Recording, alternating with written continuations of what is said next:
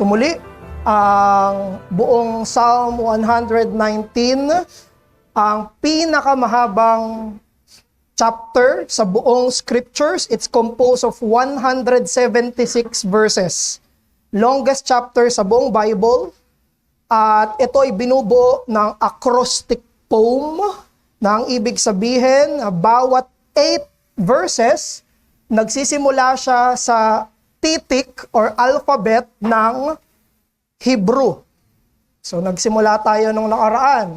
Verses 1 to 8, Aleph. Yung kasunod, Beth. Yung last Sunday, Gimel. Yung ngayon naman ay ang Daleth. So A, B, C, D sa kanila yan. Sa atin, A, B, C, D sa kanila, yun ang mga alphabet nila. And more interestingly, bawat unang word nung sa 8 verses na yon ay nagsisimula sa letter kung saan siya nabibilang.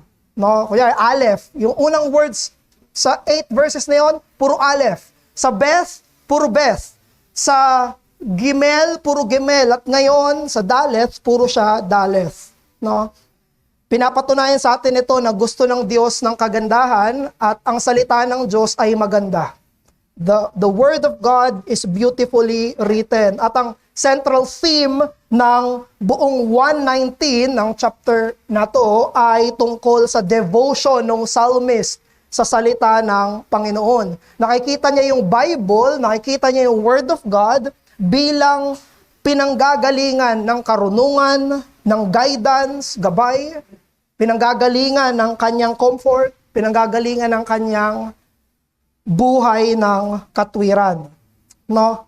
And every 8 verses, every letter ng Hebrew alphabet dito, meron siyang gustong sabihin. For example, yung una is Aleph. Tungkol saan yon? Blessed. Pinagpala sila ng mga sumusunod sa kasulatan. The Bible doers are Bible lovers. Blessed. Sa Beth, nakita natin doon na yung purity ay sa pamamagitan ng Scripture. No? Sinabi niya, how can a young man keep his way pure? According to your word. No? Purity. Maiingatan yung puso sa pamamagitan ng salita ng Diyos. Nung nakaraang Lord's Day, Gimel. Ano naman yung topic doon sa Gimel? Na siya ay pine-persecute dahil sa pagmamahal sa salita ng Diyos, pero nagpatuloy pa rin siya sa salita ng Diyos. And now we are on the 4th letter. Nasa Daleth na tayo. And here sa verse 25 hanggang 32, we will exposit it later on. Pero yung pinaka tinuturo nitong verse 25 hanggang verse 32 ay dinedescribe niya yung condition ng psalmist bilang merong spiritual poverty. Etong psalmist na ito ay spiritually low, spiritually poor, na hirap siya. Siya ay hindi okay spiritually. At ang answer sa kanyang spiritual lowness, ang answer sa kanyang spiritual poverty, makikita natin dito sa buong passage, 8 verses na to, ay walang iba kung hindi ang salita ng Panginoon. Kung hindi ang Word of God. Tinatanga yung Bible ko. Kundi ang salita mismo ng Panginoon. No? Therefore, biblical truth is God's means for spiritual revivals. Ang paraan ng Diyos para i-revive ang isang nanghihinang kaluluwa, ang isang nanghihinang mananampalataya spiritually. Ang paraan ng Diyos ay walang iba kung hindi yung kanyang biblical na katotohanan. Walang ibang paraan na ginagamit ang Diyos for spiritual revival kung hindi yung salita ng Panginoon. Many Christians desire spiritual revival. Churches pray for it. They long for spiritual strength, deeper joy, and greater holiness. Pero ang tanong ay paano? Paano nangyayari yung sinasabing revival na to? Saan nanggagaling yung renewal ng spiritual commitment, spiritual life sa isang kaluluwa na nangihina, nanunuyot, at nadi-discourage? And we see here the answer sa Daleth. Makikita natin dito sa 25 to 32 na ang appointed means ng Diyos ay ang kanyang salita. When a soul is low, when a soul is lifeless, God revives that soul through the truth of Scripture. Pero gusto natin ito i-distinguish, ito ay isang mananampalataya na. Siya ay isang covenant people na, no? Mananampalataya na siya. At pinapalakas siya ng Panginoon dahil siya ay nanghihina. Now, iba yung case ng unbeliever. Alam natin, ang unbeliever, ang hindi mananampalataya, ay hindi malakas o mahina. Siya ay patay. Ang unbeliever ay walang spiritual lowness kasi wala siyang spiritual life. Kaya kung ikaw ay hindi pa mananampalataya, ang paraan para maging mananampalataya ka ay sa parehong paraan, sa salita ng Diyos. At sa salita ng Diyos, ipinapangaral si Jesucristo na tanging tagapagligtas at magbibigay buhay sa isang patay espiritual. So come to Christ, sinner. Come to Christ for you to have spiritual life. And kapag naging mananampalataya ka na, hindi palaging malakas. Kapag mananampalataya na, nagsimula na siya sa pananampalataya, it's not always peak. Hindi palaging nandoon sa taas. Pinakita sa atin dito, yung psalmist bilang nagpe-pray. Kasi ito'y kanta, di ba? Kasi itong prayer song. At nung nagpe-pray dito, yung psalmist, he describes himself in a situation that is almost death-like. Na para siyang mamamatay na. Para siyang kamatayan yung kanyang nararanasan. Again, believer to. Believer to. Pero sa kanyang spiritual na karanasan, merong time na nandun siya sa baba. No? Isa-isahin natin. Sinabi niya sa verse 25, my soul, dito siya nagsimula, my soul clings. Pag clings, nakakapit ng mahigpit. My soul clings to the dust. Alam niyo, pag sinabi ng Bible, yung dust, it expresses exhaustion. Parang nasa alabok ka, bumabalik ka dun sa kamatayan. Di ba? Sa alabok tayo nang galing, sa alabok tayo babalik. Pag sinabi ng scripture, ginamit ng scripture yung word na dust, pag sinabi ng psalmist, para akong nasa alabok. Ito'y karanasan ng kapaguran. Spiritually exhausted siya. Siya ay sorrowful, lungkot na lungkot siya. Pag nasa alabok siya ay, ibig sabihin siya ay hinang-hina, punong-puno ng mga trials. But notice his request. Siya na nanghihina, siya na nasa dust, anong sinabi niya? Give me life. Paano daw siya bibigyan ng buhay? Ang hinihiling niya, bigyan mo ko ng buhay. Ayoko nito. Ayoko nang nasa baba ako. Ayoko nasa dust ako. Ayoko nang spiritually exhausted ako. Ayoko nang ganito, Panginoon. Panginoon, bigyan mo ko ng buhay. Paano daw yung paraan? According to your word. Sa pamamagitan ng salita ng Diyos. Ang gusto niya ay, alam niya yung totoo. No? Alam niya na mabibigyan lang siya ng buhay sa pamamagitan ng salita ng Panginoon. And he openly shares his life with God. Sa verse 26, sinabi dito mismo ng psalmist, when I told of my ways, inopen up niya yung sarili niya sa Panginoon. Panginoon, eto ko. Sinabi niya, honest siya sa Panginoon, Panginoon, eto yung mga nakaraan ko, ito yung mga ginawa ko, ito ako, ito yung nangyari sa akin, ito yung mga reaction ko, ito yung mga decision ko. Panginoon, wala na akong tinatago sa iyo. Ito na lahat yon. Sinabi niya sa Panginoon yung lahat ng nangyari sa kanya. Walang nakatago sa Diyos. At anong request niya pagkatapos niyang i-open up yung sarili niya sa Panginoon? Sinabi niya, teach me your statutes. Balik ulit sa salita ng Diyos. Panginoon, ito yung nangyari sa akin, turuan mo ko ng iyong statutes. At gusto niya mismo na maintindihan yung salita ng Diyos sa verse 27. Sabi niya, make me understand the way of your precepts. I will meditate on your wondrous works. Tapos sa verse 28, balik ulit sa dust-like situation. Sinabi niya sa verse 28, my soul melts away for sorrow. Inaamin niya sa Panginoon, Panginoon, hirap na hirap ako. I am sorrowful. Nahihirapan ako, nalulungkot ako. And he asked God again, sa kanyang sorrow, sa kanyang lowness, anong sabi niya sa Panginoon? Strengthen me according to your word. Nangihina ako, nalulungkot ako, palakasin mo ako, Panginoon, ayon sa iyong salita. At sa verse 29, dito medyo may in-specify siya. Sinabi niya dito, alisin mo sa akin, Panginoon, yung kasinungalingan, false ways. So, perhaps, possible na ito yung particular sin niya.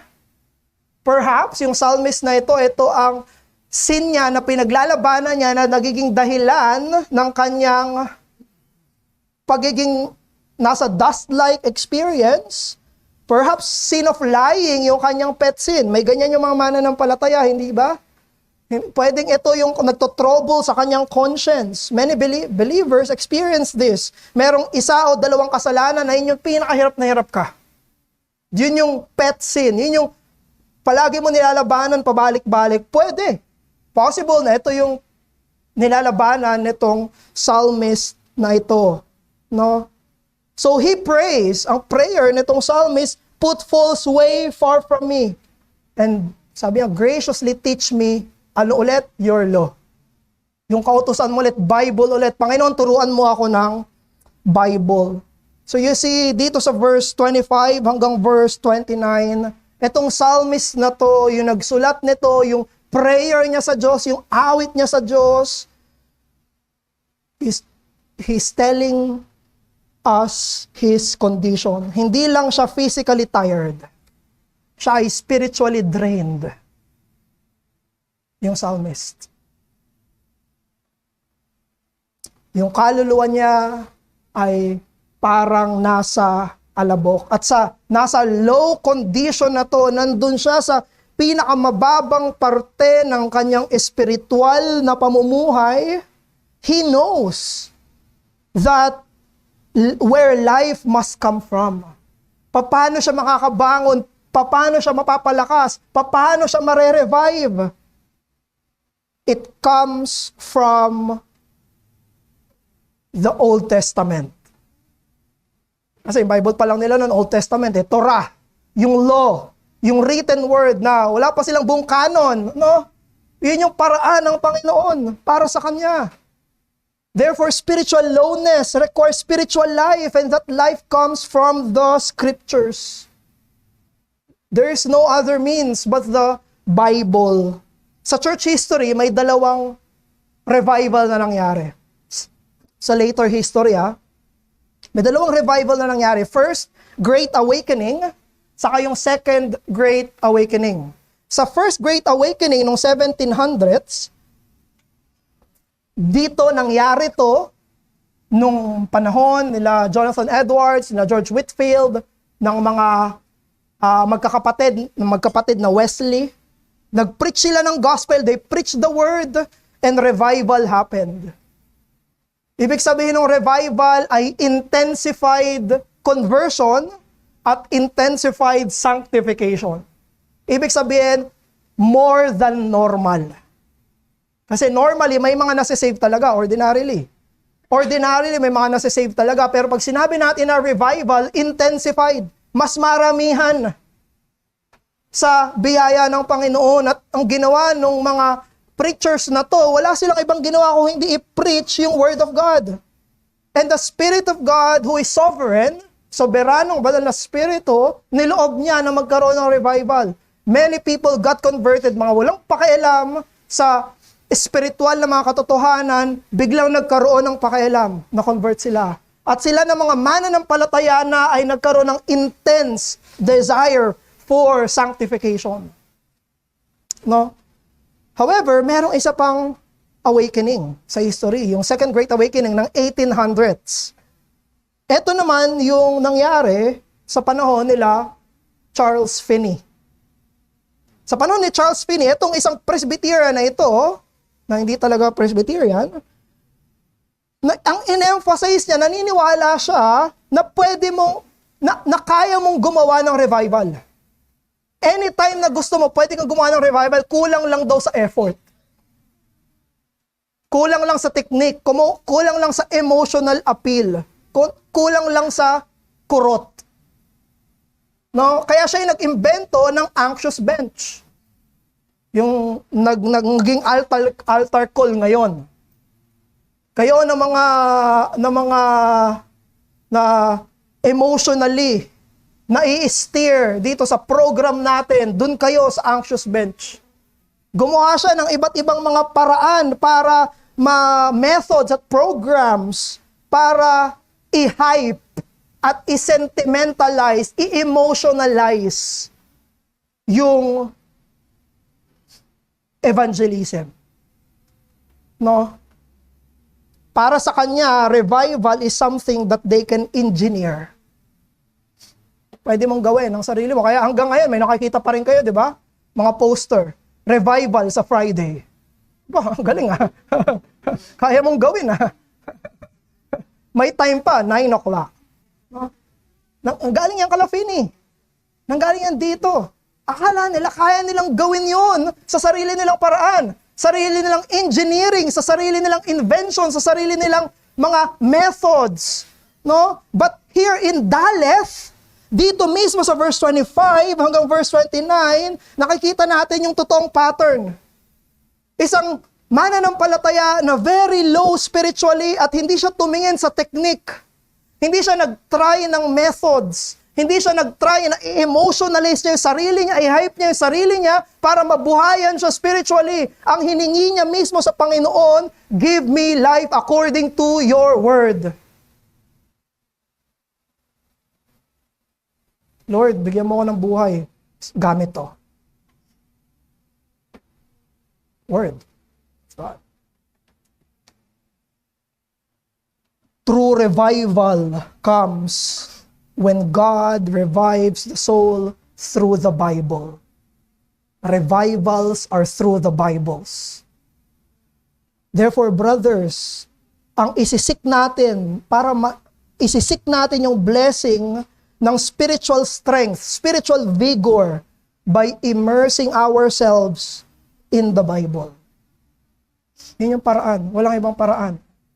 Yung salita ng Panginoon. Kapag ikaw ay spiritually weak, ang paraan ay hindi i-distract mo yung sarili mo. Isipin mo, di babalik din yan. Hindi ka dapat tumakas, hindi ka dapat mag-seek ng self-help. Instead, ask God to revive you through His truth. Ang scripture, kapag binasa mo yan, kapag meron kang pagbabasa, influence ng scripture, it will both humble us and revive us. Ang pag binasa mo yung Bible, it will show you your guilt, your sins. It will expose ang ating mga kasalanan, no? But it will also direct us to grace. Pastor, paano yun? Yung same book na to, na naghahayag ng condemnation ko, yan din yung magre-revive sa akin spiritually? Yes. You see, the Bible is not only about law. It's also about grace. Kapag binabasa mo ang Bible, you should see both. Makikita mo na ito yung law, expose yung kasalanan mo, pero dapat makita mo rin dito yung biyaya, yung grasya na magpapanumbalik sa'yo, magliligtas sa'yo at magpapalakas sa iyo. Alam niyo, yung experience ng spiritual lowness, ultimately, ang nakaranas niya ay si Jesus Christ. Yung sinasabi dito na nasa dust siya, his soul melts away for sorrow. Sino yun? Sino yun? Natunaw yung kanyang puso sa kalungkutan. Where does this point to? Etong Daleth na to, it points us to the man of sorrows. Ang lalaki ng kabigatan, kapighatian, ang Panginoong Hesukristo natin, He was acquainted with grief. Saan pinaka nasa dust ang Panginoong Jesus? Ang isang makikita natin sa Gethsemane, pero mas sa cross. His heart melted at the cross. He's filled with sorrow. Ang pinaka-lowest point ng buhay ng Panginoong Jesus ay andoon sa krus ng Kalbaryo. And in that moment, when He was in His lowest, He uttered the words of God.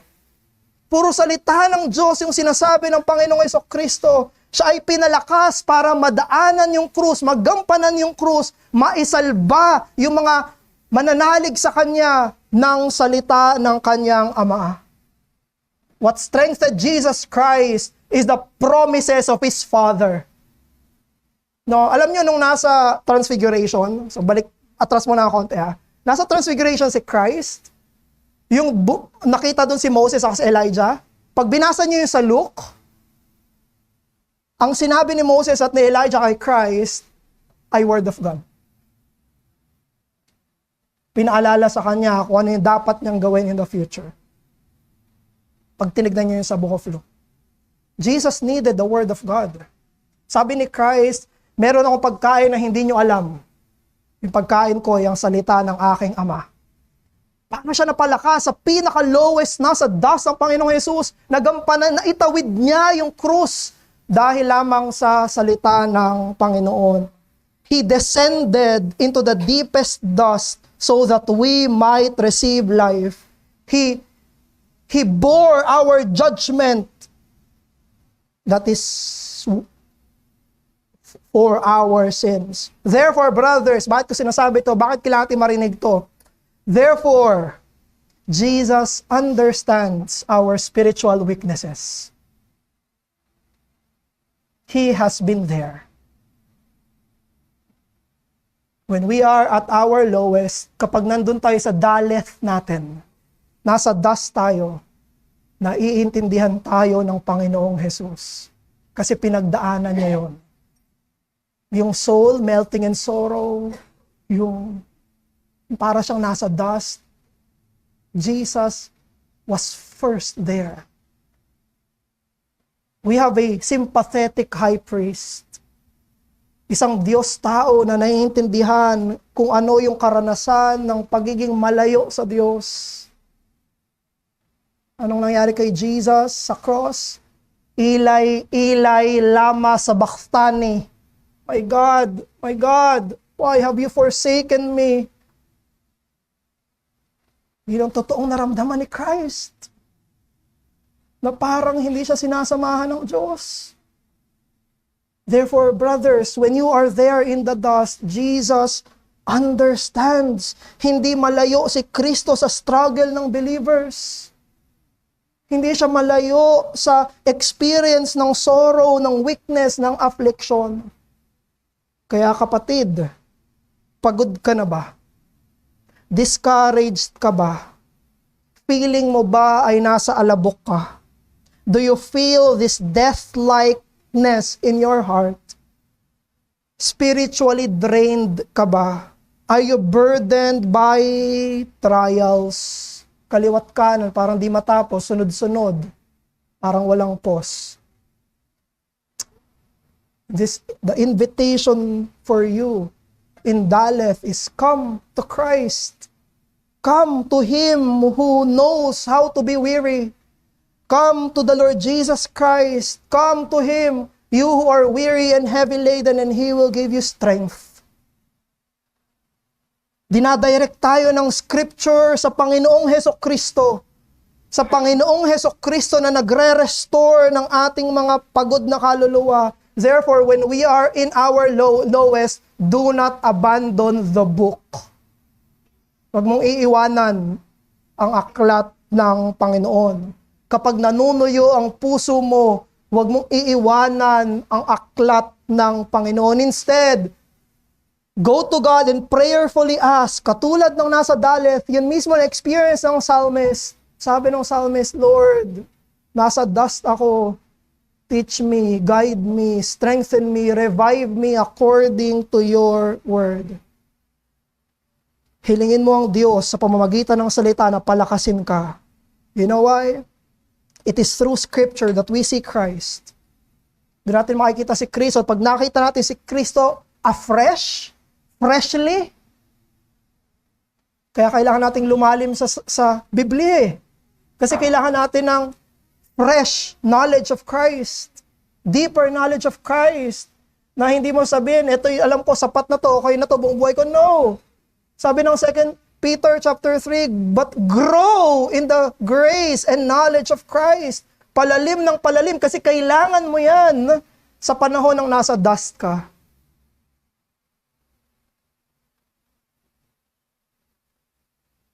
Kaya hihingi ka, Panginoon, turuan mo ko. Nung mga hindi ko pa nakikita, buksan mo yung mata ko para makita ko at mapalakas ako nito. Nasa Scripture. Scripture alone leads us to Christ. Sola Scriptura leads us to solus Christus. And when we behold Jesus Christ sa Scriptures, there we will find strength for our souls. Now, gusto kong pansinin natin, kasi hanggang 29 pa lang yung point 1 natin eh. Tignan natin yung verse 30 hanggang verse 32. Pansinin nyo kung gaano siya nagbago. Gaano nagbago yung psalmist. Mula sa verse 25 hanggang 29 na nasa alabok siya, babang-baba siya, now you will see something different. Na dito makikita nyo sa wordings, vocabulary ng psalmist na paakyat na siya ng paakyat. Kanina, 25 to 9, nasa baba siya. Ngayon, mapapansin nyo, 30, 31, 32. Revival. Sinagot ng Panginoon yung kanyang panalangin na palakasin siya ayon sa salita.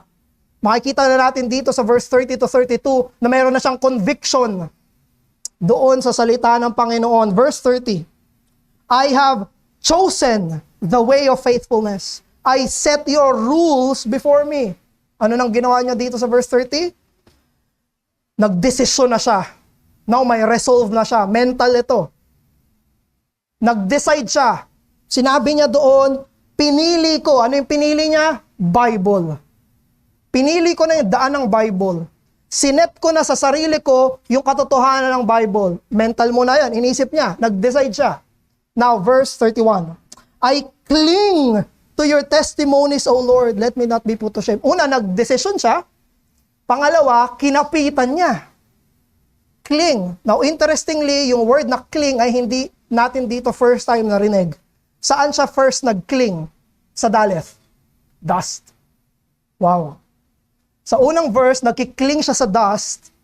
Sa verse 31, nagkikling na siya sa scripture. Una, nandun siya sa dust. He clings to the dust. Iakap-yakap niya. Later on, when he was revived by God, he was now embracing, clinging to the scriptures. Ito yung revival. Ito yung strength, pagpapalakas. But hindi nagtapos sa verse 31. Now, tignan natin yung verse 32. Mas another level pa. Sabi niya, I will run in the way of your commandments when you enlarge my heart. Hindi lang, di ba ang normal language sa Psalm ay walk. Maglalakad ako sa daan mo, I walk, naglalakad. Ibig sabihin, nasa direction ka. Ngayon, ano na yung language ng psalmist? Wala na siya sa dust. Nagdesisyon siya sa kung ano yung sabi ng Panginoon. Pagkatapos niya magdesisyon, niyakap niya, at pagkatapos niya yakapin, tumakbo siya sa paraan ng Panginoon. So we see here a progress. We see here from choosing in verse 30 to clinging in verse 31 to running in verse 32. Ito yung revival. It happened mid-psalm. Hiningi niya, nangyari sa kanya. Pero lahat ng ito ay nasa orientation ng Word of God. Word of God lahat yon. Yung dinecide niya, Word of God, nung inihakap niya, Word of God, saan siya tumakbo? Sa daan ng salita ng Panginoon. A revived soul is marked by commitment, clarity, and energetic obedience to scriptures. Nagmo-move yung revival from decision to devotion to to energetic obedience. Yun yung 32:32. Ang isang revived soul, ang isang kaluluwa, isang mananampalataya na ni-revive ng Panginoon ay naging intentional na. Pinipili niya na kung ano yung tinuturo ng Biblia. Hindi niya na pinipili kung anong sinabi ng kultura. Hindi na siya nakadepende sa kung anong pakiramdam niya. Hindi niya na pinipili kung ano yung kombinyente o kung ano lang yung preference niya. Ang isang revived soul, yumuyuko siya sa nag-iisang otoridad, ang otoridad ng salita ng Panginoon. Whatever happens, anuman ang mangyari doon sa buhay ng nirevive ng Panginoon, dumating man yung kalituhan, dumating man yung tukso, dumating man yung suffering, siya ay nakakapit sa salita ng Diyos. He clings to the testimonies and promises of God. At yung isang revived soul ay tumatakbo ng merong kasigasigan, kasiyahan, kalayaan kapag sumusunod siya sa Biblia.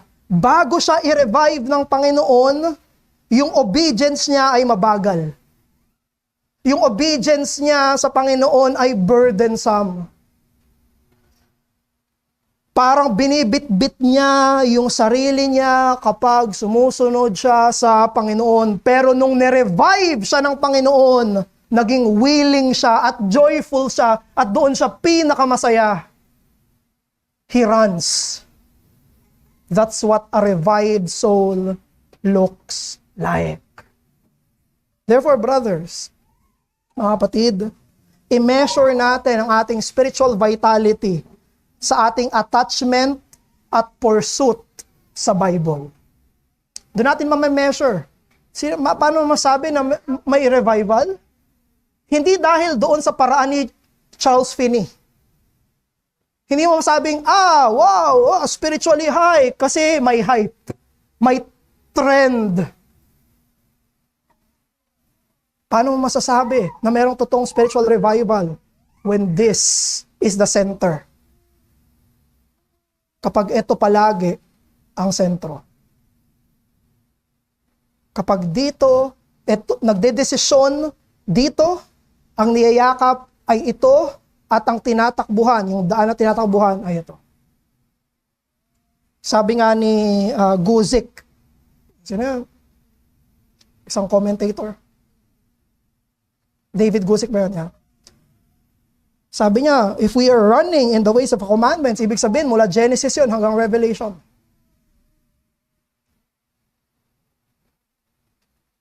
He's willing to read from Genesis to Revelation.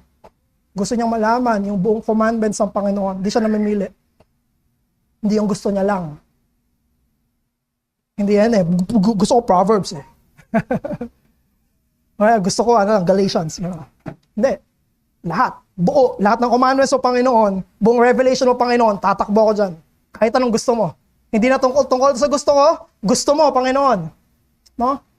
Hindi ito tungkol sa ano yung commands sa fit sa personality ko. No. Anong gusto mo, Panginoon? Hindi ko anong preference ko. Anong gusto mo, Panginoon? That's a revived soul, brethren. Therefore, ito yung mga tanong. Pinipili ko ba ang scripture bilang authority sa buhay ko? Niyayakap ko ba yung promises ng Diyos kapag dumadating na yung mga trials? Tumatakbo pa ako sa pagsunod sa kanyang mga kautusan ng merong kasiyahan at ng merong kasigasigan. You see, kapag meron ng lahat ng yan, spiritual revival is present. Pero kung wala ng mga yan, kailangan ng revival. Kailangan ng revival.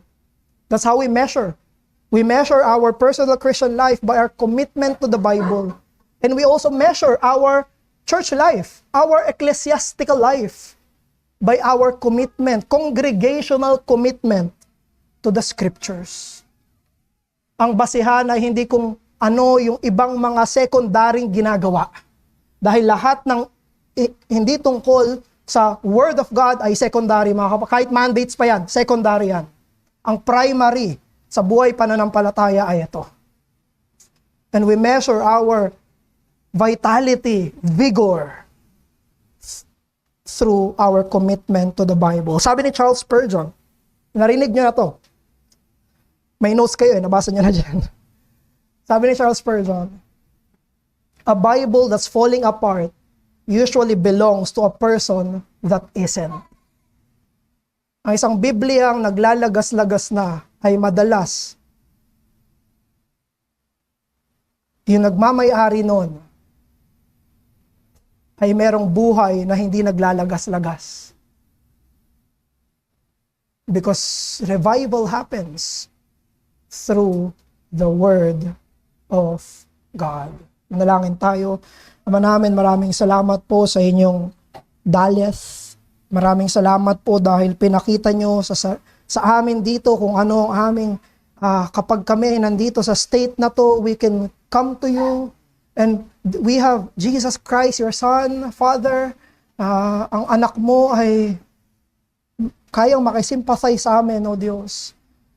Bring us up, Father, if we are in the dust. When we are in the dust, and revive us again. We plead to you, revive us again according to your scriptures. Sa pangalan ng Panginoong Jesus, Amen.